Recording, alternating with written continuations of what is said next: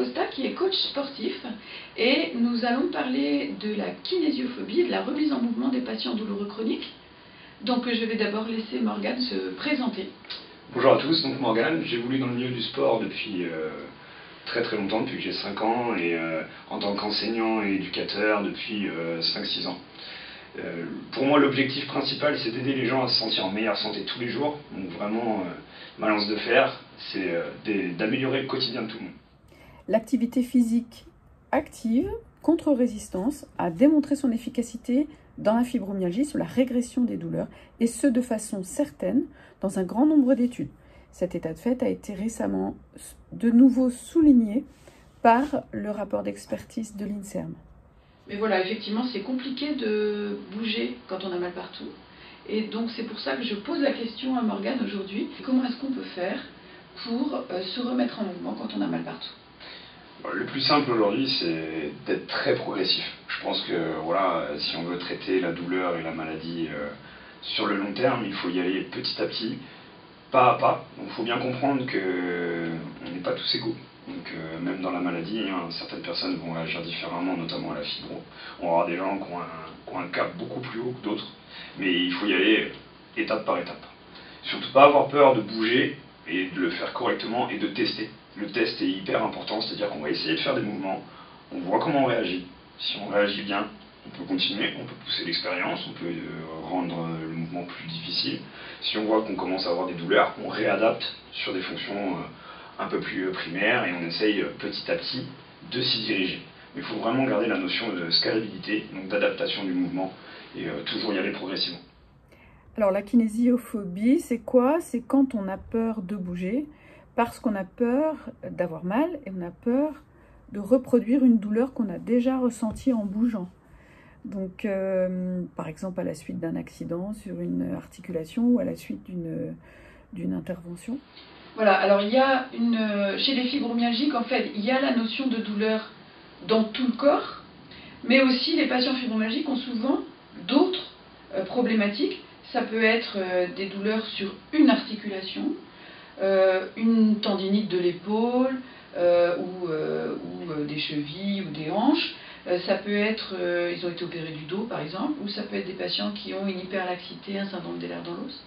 Donc la question c'est comment on peut faire quand on a des problématiques sur une ou plusieurs zones du corps particulièrement douloureuses à cause de ces problèmes. Aujourd'hui, on a vraiment, dans le monde du sport fonctionnel, on a énormément de mouvements qui vont nous permettre de nous adapter, donc d'aller travailler autour de cette douleur et pas forcément sur cette douleur. Donc le principe de base, c'est quand même de toujours prendre en compte cette faiblesse, de travailler autour et essayer de se développer. C'est pas parce qu'on est fibro qu'on peut pas développer de la fibro musculaire. Bien sûr, on va y aller beaucoup moins rapidement que quelqu'un qui n'en est pas. Mais l'objectif, ça va être de continuer à évoluer dans ce mouvement et redonner de la fonction sur le membre, par exemple du coude, et c'est de redonner de la fonction petit à petit, redonner une structure au muscle qui va nous permettre d'englober cette tendinite et de se développer. Le gros souci aussi de la fibro et qu'il faut prendre en compte, c'est votre récupération.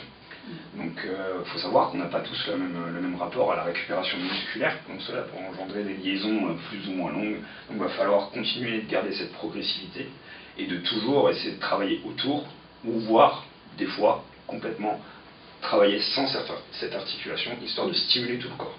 Oui, c'est ça. C'est-à-dire que globalement, on peut imaginer qu'un patient qui présente une douleur aiguë dans une épaule ou dans les deux épaules, on voit souvent ça, des tendinites, des coiffes, des rotateurs, et donc ils ne vont pas pouvoir faire les mouvements d'épaule, c'est trop douloureux, donc il va falloir effectivement travailler, on peut marcher aussi, on peut faire d'autres choses sans forcément utiliser les épaules. Il faut savoir aussi qu'aujourd'hui, si j'ai mal à mon coude gauche, faire travailler mon coude droit, ça va inconsciemment faire travailler mon coude gauche. Donc il est important de travailler sur tous les membres du corps et vraiment, ça ne nous empêche pas de travailler avec le membre opposé qui va forcément stimuler l'autre côté du corps. La fibromyalgie est une maladie, entre autres musculaire, puisqu'on a découvert un certain nombre d'anomalies dans les muscles des patients fibromyalgiques. D'abord, si on regarde ces muscles au microscope, les fibres musculaires sont un petit peu atrophiées, elles sont entourées d'un peu plus de lipides, et surtout, en fait, il y a un nombre de mitochondries plus important que dans le muscle de quelqu'un qui n'a pas de fibromyalgie. Les mitochondries sont des petits organites intracellulaires qui permettent la production d'énergie sous forme de molécules qu'on appelle des molécules d'ATP. Dans la fibromyalgie, il y a un défaut de production d'énergie, entre autres au niveau musculaire, et donc une espèce de dysfonctionnement de ces petites mitochondries. Par ailleurs, il y a des chercheurs dans le monde qui font des techniques de microdialyse pour aller analyser la teneur du muscle, notamment en pyruvate, en lactate, qui sont ce qu'on appelle les toxines musculaires, en fait, qui sont les métabolites qui s'accumulent quand le muscle va au-delà de ses capacités métaboliques, notamment chez les gens qui font des efforts intenses, les marathoniens et autres. Et donc, c'est ce qui est associé à la survenue des courbatures après un effort. Donc voilà, donc chez les patients fibromyalgiques, il y a trop de toxines dans le muscle, et le muscle finalement se comporte comme le muscle d'un marathonien en train de courir, alors que le patient est au repos ou fait des efforts faibles.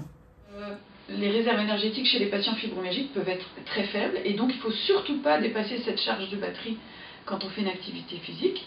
Et donc il y a des gens qui vont être très bas, d'autres qui vont être très hauts, et puis d'autres qui vont aussi... Alors souvent quand même ça oscille d'un jour à l'autre, il y a des jours où on va pouvoir faire plus de choses que d'autres. Et surtout, il faut respecter cette réserve énergétique. Est-ce que vous vouliez nous dire quelque chose sur cette question-là? Principalement, il faut savoir s'écouter. Je pense que c'est vraiment ça la clé. C'est-à-dire que demain matin, je vais me lever, même moi, enfin, j'ai aucun symptôme particulier. Demain matin, je vais me lever un peu plus fatigué que la veille. Je ne vais pas aller chercher le curseur beaucoup plus haut. Peut-être que déjà, pour commencer, pour certaines personnes qui n'ont pas fait de sport depuis très longtemps ou qui n'ont même jamais fait de sport, peut-être que commencer par faire 10 minutes de vélo à très faible résistance, ça peut être un bon indicateur. On voit comment on réagit. Ok, le lendemain, je suis en forme, je vais encore attendre un petit jour de récup, et là, je vais faire 20 minutes de vélo, et je vais augmenter légèrement le curseur de résistance. Et petit à petit, on va aller chercher nos limites, sans les dépasser, pour commencer. Mais vraiment trouver cette notion d'évolution dans le temps, et pouvoir adapter la dépense énergétique au fur et à mesure du temps, et au fur et à mesure de l'évolution du patient, surtout. C'est ça. Donc je retiens, et ce sera peut-être le mot de la fin du coup, parce que c'est quand même très important, c'est il faut s'écouter.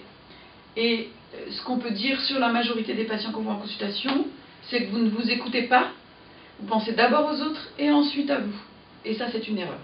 Donc il faut, pour aller mieux, s'écouter, écouter son corps quand il faut du repos. Il faut du repos. Quand l'activité physique est trop importante, il faut savoir s'arrêter à temps et pas dépasser ses limites. Il n'est pas question de faire tous les carreaux de la maison en une fois. On peut aussi le faire en 2-3 fois. Ça fait partie des choses qu'il faut apprendre à hiérarchiser. Et à écouter son corps, ça fait partie de la prise en charge. Voilà, est-ce que vous vouliez dire quelque chose pour terminer? N'oubliez pas que le mouvement, c'est la santé. Donc c'est vraiment très important de bouger au quotidien et redonner une fonction au corps. Et parfois, il faut aussi aller un petit peu se dépasser et sortir un peu de son petit confort canapé. Et vous allez voir que votre quotidien va s'améliorer de plus en plus. Plus vous bougerez, mieux sera votre quotidien. Merci beaucoup, Morgane. Merci à vous pour l'intervention.